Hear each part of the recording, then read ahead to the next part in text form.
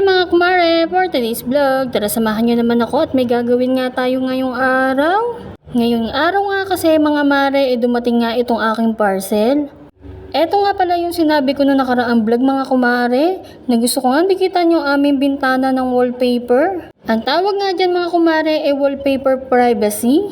Ayan nga yung wallpaper na transparent lang na pwede sa bintana. Napakaganda nga nito mga kumare dahil nga ito ay panlaban nga sa araw.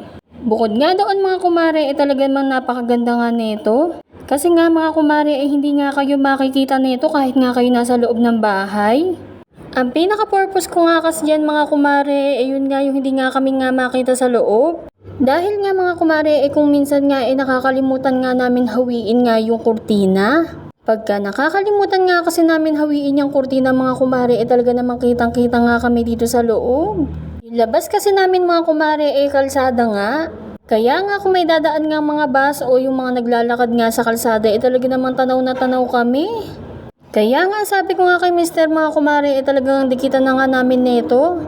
Hindi rin kasi talaga uubra mga kumare pagka nga kurtina lang na manipis. Kaya nga mga kumare ay kung mapapansin nyo nga ay yung kurtina ko nga ay matagal nga ako magpalit. Dahil nga mga kumare ilan nga lang yung kurtina ko na medyo makapal. Kapag nga pala kayo mga kumare magdidikit nga ng ganito sa inyong mga bintana din sa inyong mga bahay, siguraduhin nyo nga mga kumare na meron nga kayong makakatulong. Dahil nga mga kumare talaga namang medyo ma-hassle nga kayo dito. Para sa akin kasi talaga mga kumare hindi nga siya madaling idikit. Dahil nga konting pagkakamali mo nga lang mga kumare talaga namang nagbabubble siya. Kaya nga mga kumare kung makikita nyo nga talaga nga paulit-ulit ako niyan. At bukod nga doon talaga namang ipinapantay ko nga maigi. Kasi nga mga kumare medyo nga pumalya nga yung aking paggupit. Kaya nga yan ang lagay talaga namang hindi pumapantay ng maayos. Mahirap din kasi talaga mga kumare nga magdikit nga ng ganito lalo na kung ikaw lang mag-isa.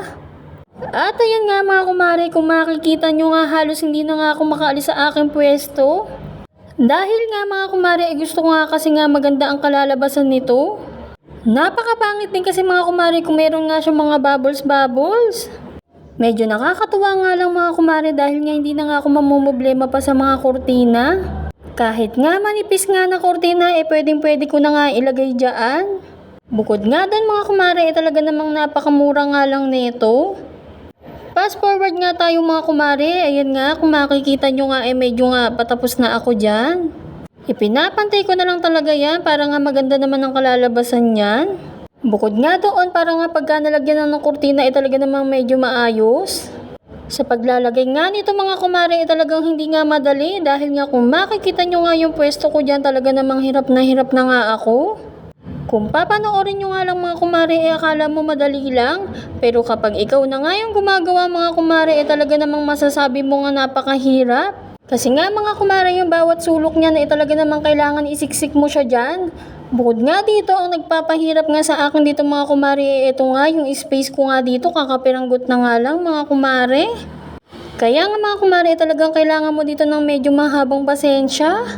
Dahil kung hindi ka nga matyaga dito mga kumare at wala kang mahabang pasensya talaga namang mabubugnot ka.